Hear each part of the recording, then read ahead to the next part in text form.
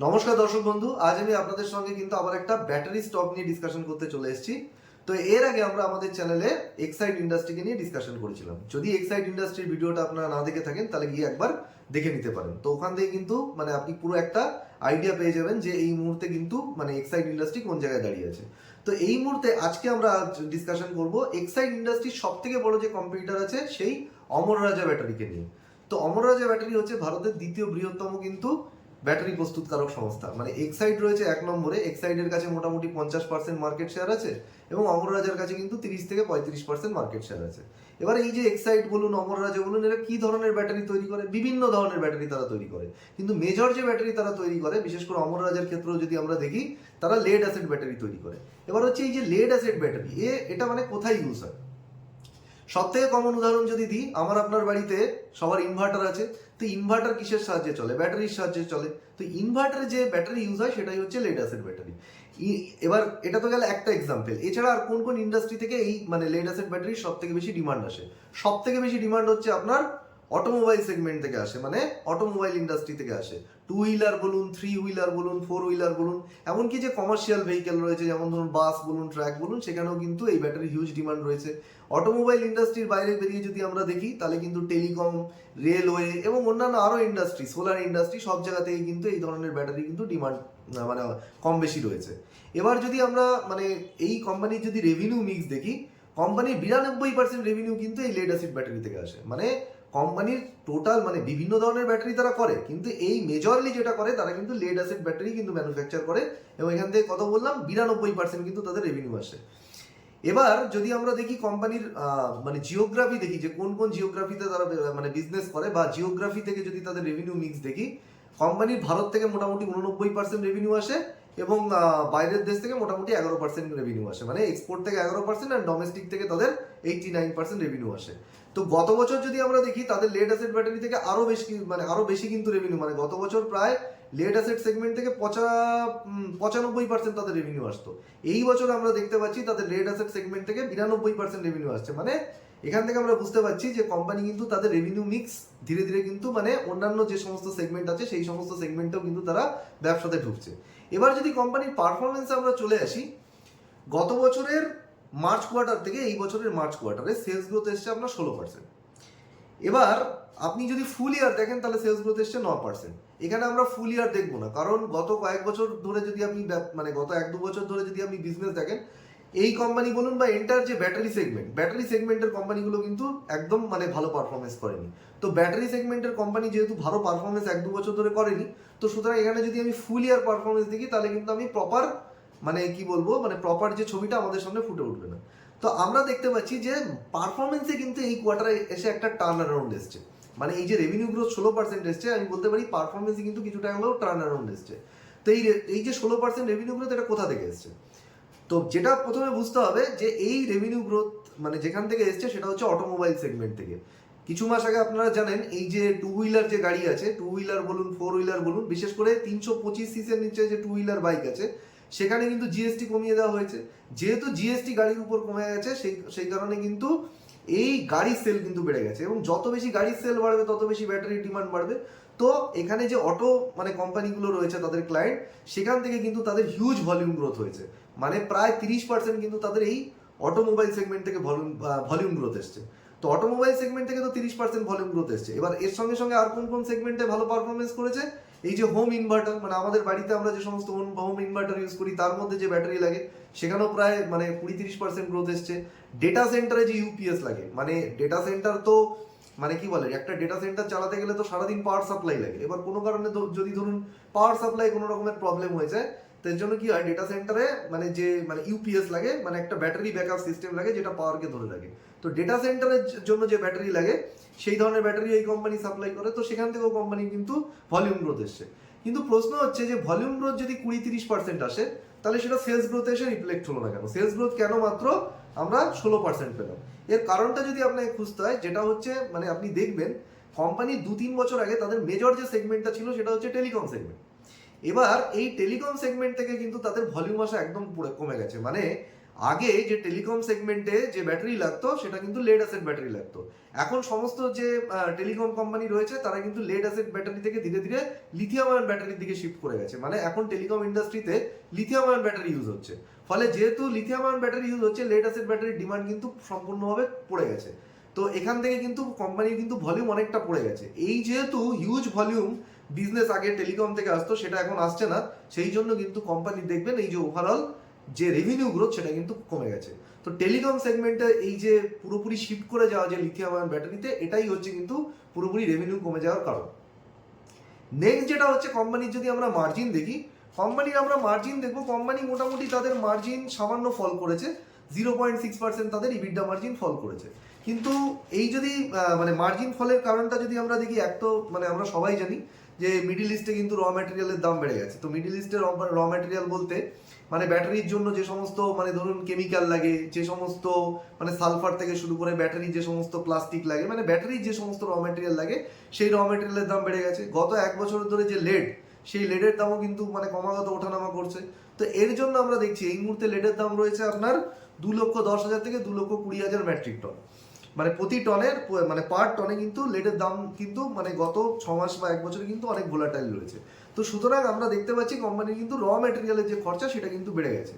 এইবার এই যে র ম্যাটেরিয়ালের খরচা বেড়ে গেছে, তারপরেও কিন্তু কোম্পানি কিন্তু দেখতে পাচ্ছি তাদের মার্জিন কিন্তু খুব বেশি পড়েনি। মানে মার্জিন কিন্তু তারা মোটামুটি ধরে রাখতে পেরেছে। কিভাবে মার্জিন ধরে রাখলো কোম্পানি? এই যে মার্চ কোয়ার্টারে কিন্তু প্রায় 5 থেকে 6% কিন্তু তারা তাদের ব্যাটারির দাম বাড়িয়ে দিয়েছে। মানে যেহেতু ব্যাটারি প্রোডাকশনের খরচা বেড়ে গেছে, সেই জন্য কিন্তু তারা ক্লায়েন্টের কাছে যে ব্যাটারি বেচবে 5 থেকে 6% বেশি দামে তারা কিন্তু বেচেছে। তো এই যেহেতু বেশি বেচেছে, মানে বেশি দামে তারা বেচেছে, মানে ক্লায়েন্টকে যেহেতু ব্যাটারির দাম বাড়িয়ে দিয়েছে, ওই জন্যই কিন্তু তারা মার্জিনটা কিন্তু ধরে রাখতে পেরেছে। যদি এটা না হতো তাহলে কিন্তু মার্জিন কিন্তু আরো পড়ে যেত। কিন্তু এখানে একটা জিনিস বুঝতে হবে যে ব্যাটারির দাম এতটা বাড়ানোর পরও, 5 থেকে 6% বাড়ানোর পরও কোম্পানির মার্জিন কিন্তু বাড়েনি। মানে মার্জিন ধরে রাখতে পেরেছে কিন্তু মার্জিন কিন্তু বাড়াতে পারেনি। তো কোম্পানির মার্জিন যদি এখান থেকে বাড়াতে হয় তাহলে কিন্তু আরো ম্যানেজমেন্ট বলছে আরো 2-3% কিন্তু তারা ব্যাটারির দাম বাড়িয়ে দেবে। কারণ 2-3% ব্যাটারির দাম এই কারণেই বাড়াবে, কারণ না হলে কিন্তু তাদের মার্জিন বাড়বে না। কোম্পানি ম্যানেজমেন্টের যদি আপনি মার্জিনের গাইডেন্স দেখেন, কোম্পানি ম্যানেজমেন্ট বলছে আমরা 13 থেকে 14% কিন্তু মার্জিন আমাদের পরের বছরের জন্য টার্গেট করছি। তাহলে এই মুহূর্তে তাদের মার্জিন আছে 11%। তো এখান থেকে আমরা বুঝতে পারছি যে মার্জিনের যদি গ্রোথ করতে হয় তাহলে কিন্তু তাদেরকে তাদের যে মানে ব্যাটারির যে দাম সেটা কিন্তু আরো বাড়াতে হবে, তবেই কিন্তু গিয়ে মার্জিন গ্রোথ আসবে। নেক্সট যদি চলে আসি তাদের বটম লাইন, এখানে দেখবেন যে মার্জিন তো পড়ে গেছে, মানে ইবিডা লেভেলে মার্জিন পড়ে গেছে অপারেটিং লেভেলে, কিন্তু প্যাট মার্জিন কিন্তু অনেকটা বেড়ে গেছে। গত বছরের থেকে এই বছরের মার্চ কোয়ার্টারে প্যাট মার্জিন প্রায় 4% বেড়ে গেছে। এবার কথা হচ্ছে এই প্যাট মার্জিন যে বেড়ে গেছে এটা থেকে কিন্তু বিভ্রান্ত হওয়ার কারণ নেই। এটা হচ্ছে কিসের জন্য হয়েছে? তাদের একটা ব্যাটারি প্ল্যান্ট যেটা গত বছর মানে মানে মানে বেসিক্যালি একটা ব্যাটারি প্ল্যান্ট ছিল যেটা পুড়ে গেছিল। এই পুড়ে গেছিল বলে তারা মানে তাদের তো ইন্স্যুরেন্স করা ছিল, তো সেই ইন্স্যুরেন্স থেকে তারা ক্লেম পেয়ে গেছে। যেহেতু ইন্স্যুরেন্স থেকে এই ব্যাটারি প্ল্যান্ট পুড়ে যাওয়ার জন্য তারা ক্ষতিপূরণ পেয়েছে, সেই কারণেই কিন্তু তাদের এই যে মানে ওয়ান টাইম যে এক্সেপশনাল ইনকাম, মানে ইন্স্যুরেন্স থেকে যে ক্লেম পেয়েছে, এটা তো বারবার আসবে না, এটা তো ওয়ান টাইম ইনকাম। তো সেই ওয়ান টাইম ইনকামের জন্য কিন্তু কোম্পানির প্যাট মার্জিন যেটা, সেই প্যাট মার্জিন কিন্তু বেড়ে গেছে। তো এই হচ্ছে মানে কোম্পানির যদি ওভারঅল রেজাল্ট যেটা, সেটা আমরা ডিসকাশন করলাম। এবার আমাদেরকে দেখতে হবে যে কোম্পানি মার্কেটে যে আলোচনাটা হচ্ছে এর জন্য কিন্তু আলোচনা হচ্ছে না। এই পারফরমেন্স বা যেগুলো আমি এতক্ষণ ধরে বললাম কোম্পানিকে নিয়ে যে কারণে আলোচনা হচ্ছে গত 1-2 বছর 3 বছর ধরে, সেটা হচ্ছে lithium ion battery. Lithium ion battery হচ্ছে মানে মানে মানে বলতে পারেন আগামী দিনে সব থেকে মানে কোম্পানির যদি গ্রোথ কোথা থেকে আসবে সেটা ওই লিথিয়াম আয়ন ব্যাটারি থেকে আসবে। কিন্তু ব্যাপারটা হচ্ছে কোম্পানি কিন্তু এই মুহূর্তে কোনো লিথিয়াম আয়ন ব্যাটারি প্ল্যান্ট নেই। কিন্তু কোম্পানির ম্যানেজমেন্টের যে মানে আগের যদি 2-3টে কল আপনারা দেখেন, কোম্পানির ম্যানেজমেন্ট কিন্তু 16 gigawatt lithium ion battery plant 2030-এর মধ্যে আনতে চলেছে। এবার এই যে 16 গিগাওয়াটের প্ল্যান্ট 2030-এর মধ্যে আনবে, তার জন্য তাকে খরচা করতে হবে। কত কোম্পানি খরচা করছে এর জন্য? 9,500 কোটি টাকা খরচা করছে। এবার এই প্ল্যান্ট তো একবারে আসবে না, প্ল্যান্ট তো ধীরে ধীরে ধীরে ধীরে আসবে, মানে কতগুলো ফেজে আসবে। তো প্রথমে তারা 2 গিগাওয়াটের প্ল্যান্ট আনছে। এই 2 গিগাওয়াটের প্ল্যান্ট কিন্তু আপনার এই যে জুন কোয়ার্টারের মধ্যে কিন্তু 2 গিগাওয়াটের প্ল্যান্ট চলে আসবে, মানে লিথিয়াম আয়ন ব্যাটারি প্ল্যান্ট। তো এখানে যে এই যে 2 গিগাওয়াটের প্ল্যান্ট আসছে, এখান থেকে মোটামুটি এই যে ইভি গাড়ি যেগুলো হয়েছে, মানে আপনার ইভি যে 2 হুইলার গাড়ি রয়েছে, ইলেকট্রিক ভেহিকেল, তো সেখানে যে ব্যাটারি লাগে সেই ধরনের ব্যাটারি কিন্তু এই প্ল্যান্ট থেকে তারা বানাবে। তো এটা হচ্ছে কোম্পানির সামনে কিন্তু একটা হিউজ অপরচুনিটি। কিন্তু এখানে একটা জিনিস বুঝতে হবে, এই কোম্পানি কিন্তু প্ল্যান্ট অনেক দেরি করে যাচ্ছে।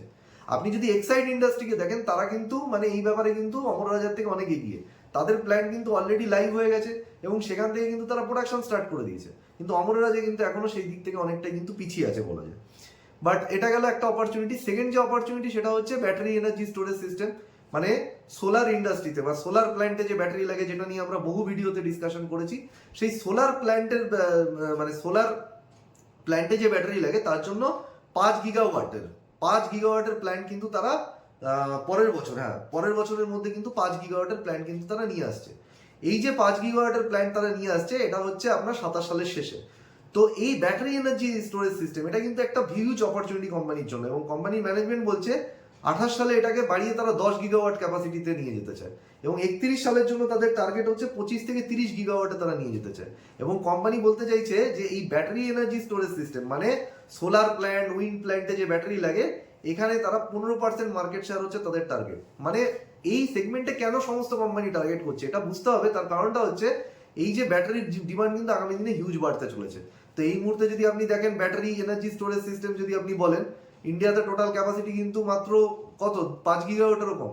সেটা কিন্তু আগামী দিনে কিন্তু আগামী 3-4 বছরে 40-50 গিগাওয়াটে পৌঁছে যেতে পারে। তো এই সেগমেন্টে কিন্তু হিউজ ডিমান্ড বাড়বে। এবং এখানে যদি আপনি দেখেন এক্সাইটের কিন্তু সেরকম কিন্তু এখনো পর্যন্ত সেরকম প্ল্যান নেই এই সেগমেন্টে। এখানে কিন্তু অমর রাজা এগিয়ে আছে, এবং অমর রাজাই কিন্তু এই ব্যাটারি এনার্জি স্টোরেজ সিস্টেম যে প্ল্যান সেটা কিন্তু তারা নিয়ে চলে আসবে, এবং এখান থেকে কিন্তু আগামী দিনে তাদের একটা হিউজ চাঙ্ক অফ রেভিনিউ আসবে। 270 কোটি টাকা কোম্পানি মোটামুটি এর জন্য খরচা করছে, এবং এখান থেকে মোটামুটি আপনার 9 থেকে 10 গুণ মানে 2700 থেকে 2800 কোটি টাকা যখন পিক ইউটিলাইজেশনে পৌঁছে যাবে ওই প্ল্যান্ট, মানে 100% ক্যাপাসিটি ইউটিলাইজেশনে পৌঁছে যাবে, তো 2700 থেকে 2800 কোটি টাকা কিন্তু এই সেগমেন্ট থেকে রেভিনিউ আসবে। সুতরাং কোম্পানির জন্য সব থেকে দুটো ইম্পর্টেন্ট যে জিনিসটা আমাদের ট্র্যাক করতে হবে সেটা হচ্ছে, একটা হচ্ছে লিথিয়াম আয়ন যে ব্যাটারি প্ল্যান্ট, আর সেকেন্ড যেটা হচ্ছে ব্যাটারি এনার্জি স্টোরেজ সিস্টেমের প্ল্যান্ট। তো এই দুটো জিনিস আমাদেরকে ট্র্যাক করতে হবে, মানে আগামী দিনে কিন্তু এখান থেকেই কোম্পানির রেভিনিউ আসবে। এবং যদি আপনি কোম্পানির ম্যানেজমেন্টের এই মুহূর্তে যদি 27 সালের যে ক্যাপেক্সের গাইডেন্স তারা দিয়েছে, মানে তার মধ্যে কোম্পানির ম্যানেজমেন্ট বলেছে 27 সালে তারা 1500 থেকে 1700 কোটি টাকার মানে তারা ইনভেস্ট করবে। এর মধ্যে 400 থেকে 500 কোটি টাকা তারা ইনভেস্ট করবে তাদের যে ট্র্যাডিশনাল বিজনেস মানে লেড অ্যাসেট ব্যাটারির জন্য, এবং মেজর মানে মানে মানে পুরো বড় অংশটা মানে 1100 থেকে 1200 কোটি টাকা তারা ইনভেস্ট করবে কিন্তু আপনার এই লিথিয়াম আয়ন ব্যাটারির জন্য। মানে বুঝতে পারছেন, মানে আগামী দিনে এই যে বলছে না 1500 থেকে 1700 কোটি টাকা তারা খরচা করবে, তার মেজরিটি মানে 1100-1200 কোটি কিন্তু চলে যাচ্ছে কিন্তু আপনার লিথিয়াম আয়নের জন্য, আর খুব একটা ছোট অংশ 400-500 কোটি টাকা তারা করবে কিন্তু লেড অ্যাসেট ব্যাটারির জন্য। মানে এখানে কিন্তু মেন অপরচুনিটি হচ্ছে এই লিথিয়াম আয়নে। এবার যদি আমরা কোম্পানির ওয়ার্কিং ক্যাপিটাল দেখি, কোম্পানির কিন্তু ব্যালেন্স শিট কিন্তু স্ট্রং আছে, কোনো লং টার্ম কিন্তু কোম্পানির লোন নেই, এবং সব থেকে বড় কথা কোম্পানি এই যে এত হিউজ পরিমাণ যে ক্যাপেক্স করছে, মানে এই যে হিউজ পরিমাণ ইনভেস্টমেন্ট করছে, এর জন্য কিন্তু তারা বাইরে থেকে লোন নিচ্ছে না। কোম্পানির নিজের ব্যালেন্স শিটে রিজার্ভে যে টাকা আছে সেই টাকা থেকেই কিন্তু তারা এই ক্যাপেক্সটা ফান্ডিং করছে। সুতরাং এখানে কিন্তু আগামী দিনে মানে এমন নয় যে ডেট বেড়ে যাবে বা ইন্টারেস্ট কস্ট বেড়ে যাবে। তো সুতরাং এখান থেকে যদি আমরা দেখি কোম্পানির, আপনি যদি মানে লং টার্মে আপনি মানে একটা জিনিস যেটা শর্ট টার্মের জন্য এখানে ইস্যু হচ্ছে যে এই যে হিউজ পরিমাণ যে ক্যাপেক্স করছে, এর জন্য শর্ট টার্মে যেটা হচ্ছে মার্জিন পড়ে যাওয়ার চান্স আছে। যদিও ম্যানেজমেন্ট বলছে আমরা 13-14% মার্জিন রাখবো, কিন্তু এখানে ব্যাপারটা হচ্ছে 13-14% মার্জিন তারা একমাত্র ধরে রাখতে পারে যদি কিনা তারা র ম্যাটেরিয়ালের যে দাম তার জন্য তারা ব্যাটারির দাম বাড়িয়ে দেয়। কিন্তু প্যাট মার্জিন যেটা আছে মানে নেট প্রফিট লেভেলে কিন্তু মার্জিন কিন্তু কিছুটা কম থাকবে। তার কারণটা হচ্ছে ডেপ্রিসিয়েশন কস্ট বেড়ে যাবে। এটা বুঝতে পারছি যে তাদের কিন্তু কোনো লোন নেই, সুতরাং এখানে ইন্টারেস্ট কস্ট বাড়ার মানে কোনো মানে চান্স নেই, কিন্তু ডেপ্রিসিয়েশন কস্ট যেহেতু ক্যাপেক্স তারা করবে, সুতরাং ডেপ্রিসিয়েশন কস্ট কিন্তু নিয়ার টার্মে বেড়ে যাবে। এই জন্য নিয়ার টার্মে আপনি দেখবেন মানে শর্ট টার্মের জন্য প্যাট যে মার্জিন সেটা কিন্তু কিছুটা কম থাকবে। তো এটা হচ্ছে কোম্পানির উপর ওভারঅল ডিসকাশন। এখানে যদি আরেকটা জিনিস যদি দেখি, মার্জিন যেটা মানে পড়ে যাওয়ার আরেকটা মানে মেজর কারণ সেটা হচ্ছে আপনার মানে সম্ভাবনা রয়েছে যে কারণে, সেটা হচ্ছে এই যে লিথিয়াম আয়ন ব্যাটারি। সেই লিথিয়াম আয়ন ব্যাটারি সেল এরা কোথা থেকে আমদানি করে? চায়না থেকে আমদানি করে। মানে লিথিয়াম আয়ন ব্যাটারি সেল বানানোর জন্য যে সমস্ত র ম্যাটেরিয়াল লাগে, কেমিক্যাল থেকে শুরু করে প্লাস্টিক থেকে, এরা চায়না থেকে আমদানি করতে পারবে। এবার এই চায়না থেকে আমদানি করলে তাদের যে খরচা পড়ে সেটা অনেক কম। ভারতবর্ষে মানে এই প্রোডাক্ট যেহেতু তারা এখন নিজে বানাচ্ছে, তাদের 15 থেকে 20 গুণ বেশি খরচা পড়ছে। তার কারণ হচ্ছে এই লিথিয়াম আয়ন ব্যাটারি সেল বানাতে যে র ম্যাটেরিয়ালগুলো লাগে, সেই র ম্যাটেরিয়ালগুলো ভারতে খুব বেশি পাওয়া যায় না, মানে এইগুলো অ্যাভেলেবেল নয়। যেহেতু সাপ্লাই কম আছে ইন্ডিয়াতে, সেই জন্য কিন্তু মানে এই জিনিসগুলোর কিন্তু র ম্যাটেরিয়ালের দাম কিন্তু ইন্ডিয়াতে অনেক বেশি। তো বেসিক্যালি এখানে কিন্তু কোম্পানির এই জিনিসটা কিন্তু কোম্পানির মার্জিনকে কিন্তু নিয়ার টার্মে এফেক্ট করতে পারে। তো যদি আমাকে মানে ওভারঅল আপনি বলেন, তাহলে আমি বলবো এই মুহূর্ত থেকে কিন্তু এই স্টকগুলোর উপর, বিশেষ করে অমর রাজা বলুন, এক্সাইড বলুন, মানে ব্যাটারি স্টকের উপর এখন থেকে কিন্তু মানে নজর রাখা শুরু করুন। কারণ এই ব্যাটারি স্টকগুলো কিন্তু ধীরে ধীরে ধীরে ধীরে করে কিন্তু তাদের বিজনেস কিন্তু মানে যে গ্রোথটা তাদের হারিয়ে ফেলেছিল সেখান থেকে কিন্তু পজিটিভ আসা শুরু করেছে। আর একটা যেটা অপরচুনিটি সেটা তো আপনি বুঝতে পারলেন, আমি একটু আগে বললাম যে টেলিকম সেক্টর কিন্তু তাদের মেন ক্লায়েন্ট ছিল কয়েক বছর আগে, কিন্তু টেলিকম সেগমেন্ট কি করেছে, লিথিয়াম আয়ন ব্যাটারির দিকে শিফট করে গেছে। তো কোম্পানি কিন্তু এখন সেই কারণেও সেটাও কিন্তু একটা বড় কারণ যে লিথিয়াম আয়ন ব্যাটারির যে প্ল্যান্ট তারা নিয়ে আসছে, এখান থেকে কিন্তু টেলিকম ইন্ডাস্ট্রিকেও কিন্তু তারা মানে ব্যাটারি সাপ্লাই করতে পারবে। তো এখানে যদি আপনি দেখেন তো বলবো যে কোম্পানি কিন্তু ধীরে ধীরে কিন্তু তার পজিটিভ দিকে যাত্রা শুরু করেছে। এক্সাইড ইন্ডাস্ট্রি বলুন, অমর রাজা বলুন, তারা কিন্তু পজিটিভ ট্র্যাজেক্টরির দিকে যাচ্ছে। তো এটাই হচ্ছে ট্র্যাক করার সঠিক সময়। এই সময় যদি আপনি মোটামুটি মানে ভালো করে অ্যানালিসিস করে, আপনার অ্যানালিসিস করে, মানে আমার দেওয়ার ইনফরমেশন এবং আপনার নিজের অ্যানালিসিস করে যদি প্রপার প্রাইসে কিনতে পারেন, তাহলে কিন্তু লং টার্মে আগামী 3 থেকে 4 বছর, মানে এখানে কিন্তু আপনি যদি মনে করেন 1-2 বছরের মধ্যে বিশাল রিটার্ন পেয়ে যাবো, তা কিন্তু পাবেন না।